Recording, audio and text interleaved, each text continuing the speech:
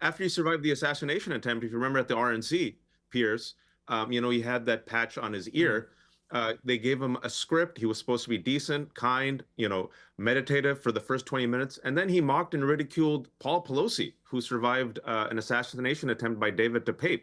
So this is who he is. And Piers, if I may say, he's been like this for 10 years. I've been saying it. Cenk's been saying it. Roland's been saying it. Longer. For everyone waking up today, where you been? This is who he is. Well, where I've been, I've always called it out when he's done it after people die. I think there's a particularly... Sometimes in politics, a moment happens where people stop arguing about policy and start questioning character, and that's exactly the type of moment we're looking at in this clip. Because here, you're going to see Piers Morgan, Cenk Uygur, and Roland Martin react very strongly to comments made by Donald Trump. And let's just say they do not hold back. The criticism is direct, the tone is heated, and the conversation quickly turns into a bigger discussion about Trump's behavior and the pattern many of his critics say they've been pointing out for years. Now, what makes this exchange even more interesting is that not everyone on the panel completely agrees. Sitting in the middle of the discussion is Emily Austin, who tries to offer some pushback and defend Trump's comments. But almost immediately, she runs into strong resistance from both Piers Morgan and Roland Martin, and the debate quickly becomes tense. So this isn't just a normal panel conversation. It's a clash of perspectives about leadership, responsibility, and how public figures respond when tragedy happens. Before we dive into the full story, comment where you're watching from, and don't forget to like and subscribe so you don't miss the next one. All right, let's get into the clip. It's just happened as we came on air, and I just thought we've got to start with this, because when you're the most powerful man in the world, listen, everyone knows I've known Trump a long time, but this is one of those times when many times he's been like this when big public figures have died. I remember it with John McCain, I remember it with Colin Powell, and each time I just wince at the lack of basic decency. What is your reaction to that? Well, you saw that I came on here and I was brokenhearted when Charlie Kirk was killed. And I condemned the people celebrating it because, my God, if you're part of the peace movement, you're on the left, etc. We're supposed to be for nonviolence more than anybody else. So, and that was disappointing at that time. And then Donald Trump, among others, said it was the most outrageous thing they'd ever seen. For him to do it now to Rob Reiner, I mean, and for what? For what? I mean, did this guy advocate for some heinous thing? Not at all. And here's what I want people to understand about Rob Reiner.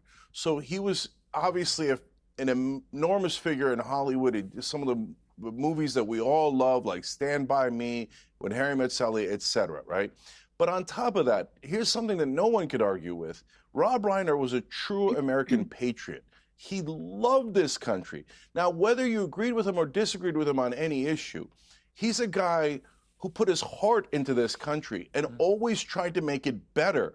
You could see patriots like that, whether they're on the right or the left, who deeply care about their fellow man. And Rob Reiner was definitely one of those people. He was the best of us. And to die in such a tragic way, and then to have the president of the United States rub it in and somehow make it about himself. Look, I could get angry at Donald Trump. We've all been angry at Donald Trump. But if you're on the right, more than anything else, you should just be deeply disappointed. Is this what you wanted? Is this the ha-ha, you're dead kind of mentality that you wanted? It sounded like after Charlie died that you really, really didn't want that you thought it was a terrible thing to do. Well, so that's the excuses. Point. Yeah, look, that's the point, Gillian, that I would make, is it's going to be very interesting to me what people on the conservative right in America say by way of their reaction to what Donald Trump has said here. Because if there's any support for this from MAGA, from his supporters, his friends, from anyone, then it flies completely in the face of that whole debate after Charlie Kirk, when so many on the left behaved disgustingly. I remember calling it out at the time.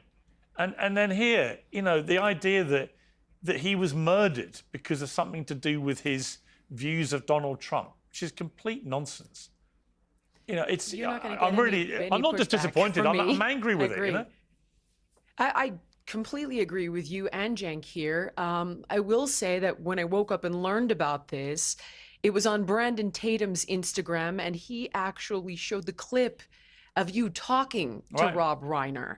So my hope is that any reasonable person on the right or the left finds political violence disgusting, any support of it disgusting, and I'm with both you and Cenk. There's zero pushback over here. I'm extremely disappointed in the way Trump. I mean, it's not handled even, this. you know, there's not even a suggestion it's political violence in this case, right? We don't know why the son did this. Well, other than, either way, if Trump was trying to imply that it was because of Trump derangement syndrome, Right. any violence of any kind I don't think is he was.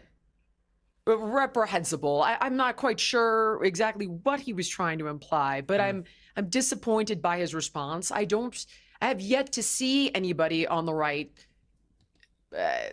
endorse that statement or celebrate the death of Rob Reiner. I certainly hope we don't, and I promise you that I would absolutely condemn anybody who does that. Right. I mean, I'm let me with you bring guys. Mujahid in. I want to play a clip. This is another clip from the interview I did with him. I spoke to him for 45 minutes, literally in mid-September. It was a great interview, and I was very struck actually by the more mollifying tone that he took throughout this interview about Trump, who he has been very critical of in the past. There's no question. He's ranted away about Trump like many in Hollywood have done. But in that interview, he struck a very different tone. And here's him talking about Trump and the fact the left kept calling him Hitler. Senator Ted Cruz has come out and said that people should stop using the Nazi rhetoric. And I feel very strongly about this. I think that you can absolutely go after Donald Trump in an aggressive way, but calling him Hitler or calling his supporters Nazis, I think crosses every acceptable line. It doesn't get you where you want to be. I don't really know very many things that I agree with him on, but I also feel that if you go name calling like that, it's not going to get you what you want. You have to rally people around the things that you agree with that are in disagreement with Donald Trump. And to me, the one area that, again, we both agree on is the freedom of speech and in the Constitution, First Amendment. You know, there's an irony there with Jahat about the name calling, because I don't know what Donald Trump thinks he'll achieve with this rant about Rob Reiner, as his body is still warm from this brutal murder. But whatever he thinks it will achieve, it will only, I think, anger and disappoint a lot of Americans, if not all Americans. And I just don't understand why he would use his gigantic platform so soon after someone is murdered to do this. The harsh truth is this is who Donald Trump is. This is who he has always been. He's been cruel. He's been vulgar. He's lacked empathy. I mean, you just saw this right now. I'm glad you brought it up because I read it right before I came on your show. You know, Rob Reiner and his wife, it seems that they were brutally and tragically murdered by their son, who apparently had mental health issues and drug problems. He was a beloved director. And you're seeing Donald Trump right now, who is the president of the United States, folks. He's the commander in chief. He's the representative of our country. And you just hope any president, Republican, Democrat, doesn't matter what they say is this is a terrible tragedy, thoughts and prayers. Simple as that. But we've seen Donald Trump just even recently with Erica Kirk. I was on your show and we all praised. It was a consensus amongst the panel that when she forgave the alleged shooter, Tyler Robinson, we all said that was very brave and a beautiful thing to do at the Arizona rally. What did Donald Trump do right after she said it? He goes, I don't forgive. I'm not as forgiving. Like, why would you say that? And then also after he survived the assassination attempt, if you remember at the RNC, Piers, you know, he had that patch on his ear. They gave him a script. He was supposed to be decent, kind, you know, meditative for the first 20 minutes. And then he mocked and ridiculed Paul Pelosi, who survived an assassination attempt by David DePape. So this is who he is. And Piers, if I may say, he's been like this for 10 years. I've been saying it. Cenk's been saying it. Roland's been saying it. For everyone waking up today, where you been? This is who he is. Well, where I've been, I've always called it out when he's done it after people die. I think there's a particularly distasteful aspect, and I'll bring Emily in here. You know, when people have just been murdered, whether it's Charlie Kirk, whether it's Rob Reiner, it doesn't matter to me what their politics are. When they've been brutally murdered, the only decent, civilized, human thing to do is to just be respectful or do nothing. You know, if your genuine feeling is what he's just ranted, well, don't say it. Right. I feel like as the president of the United States, he does not with all due respect, have any obligation to need to tweet about Rob Reiner. I feel like he has, you know, other things going on, and that's reasonable. If I were in Trump's inner circle, would I had told him to post this? Probably not. I'd suggest strongly for him to just not say anything at all. The first I'm ever hearing of Rob Reiner is that he has Trump derangement syndrome, and that still doesn't change any of my empathy towards him. I didn't know who he was. I'm hearing now he was talented. In fact, one of the first impressions I've had of him was Donald Trump's tweet. But I really think we're doing a disservice by drawing parallels from this to political violence, even bringing up Charlie Kirk's murder. I get why you brought it up, Piers, because you're saying, well, if you don't like how the left celebrated his death, don't celebrate this. But nobody's celebrating Rob Reiner's death. I hope, as Jillian said, well, it sounds like Donald Trump is getting. Yeah, but look, it does sound like he's getting. Think so. He's getting pretty close to it. I mean, when he says that, you know, he got killed reportedly due to the anger he caused others with his mind-crippling disease, Trump derangement syndrome. There is zero evidence for any of that. He got killed by his deeply disturbed son after what the TMZ and New York Post and others are reporting was a terrible family argument. The son, Nick, who's now 32, was a screenwriter who'd battled and talked openly about, made a film about drug addiction, homelessness, and so on. But apparently, you know, used whatever kind of implement to slit the throats of his parents. Yeah. You know, I hear you. I'm not justifying it. So I'm not saying that. I don't think there's any political motivation for this attack whatsoever. But Donald Trump has made it political by inferring very clearly that this happened because Rob Reiner attacked him, and that to me is where I disagree. I disagree, Piers. I'll tell you what I think his intention was, and I will also preface by saying he did not get the message across. I feel like his intention was, hey, everybody, look, although this man hated me, and although he had Trump derangement syndrome, he ended it, you know, putting us together with may they rest in peace, whatever. I feel like what his intention was even though I disagree with him, the guy died, and I'm sorry for him. He did that in possibly the worst way. Stop it. And I just don't feel like this is really shocking to anybody here. I feel like we've all been following Trump over the last 10 years. And as Wajahat said, that's his style. You know, you like it or not, that's who he is. This tweet was wrong, but it's not, you know, necessarily so shocking for all of us to see. And also, it shouldn't be blown out of proportion. I actually did find it quite shocking. And I have known Trump a long time. I am a friend of Trump's, good, bad, and ugly. And I got to say, Roland, there's no defense for this. No, it's no defense. I don't know what the hell I just heard. Let's be clear. He has no morals, no values, no decency, no ethics, no principles. This is who he is. This is not a shock at all.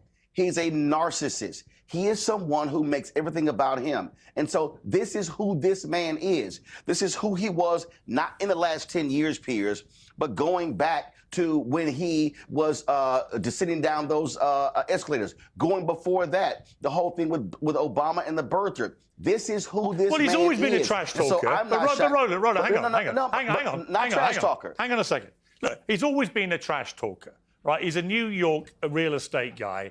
He's a trash talker. No. And I would say, I know, I'm going to come to that. In relation to general trash talk, my God, the left talk trash about him, right? As I said in that clip. So all the Hitler stuff, the Nazi stuff, all that, you know, it's a two-way street, the trash talking. This is a particular thing. Which angered me when I saw his reaction to Colin Powell dying, to John McCain dying. You know, I just think there's just got to be, on all sides, when public figures like this die, whether they're great politicians or they're great movie people, whatever it is, there just has to be a basic decency. If people get killed or murdered or whatever it is, or die after great lives and careers, just either be decent or don't say anything.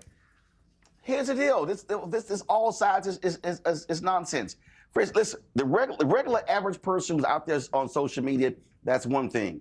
But it's called being a statesman for a reason. I'm literally sitting here, I grabbed my book, Master of the Senate, of LBJ, and it was amazing. Cairo talks about how LBJ, how when he was president, how he spoke and moved differently publicly than he did when he was majority leader of the Senate, because he saw the presidency and the respect for the institution. This person has none. This is no shock. There's a reason I don't even call him president, because he does not rise to the occasion in that way. This is who he is. He will degrade people. He will say these things. I am not shocked by it because he is despicable in this way. Well, and there's no defense. There's no, well, I think he meant, no. He meant exactly what he wrote. Look, All right, so that was a long clip, but I wanted you to see the full exchange because there was a lot happening in that conversation. Let's start with Emily Austin. She clearly tried to step in and defend Donald Trump during that debate, but honestly, it didn't really work. When a comment creates that level of backlash, trying to reinterpret it or soften it usually just makes things more awkward, and you could see the rest of the panel immediately pushing back. Now, when it comes to Piers Morgan, I've said before that sometimes even people you don't normally agree with can make a valid point.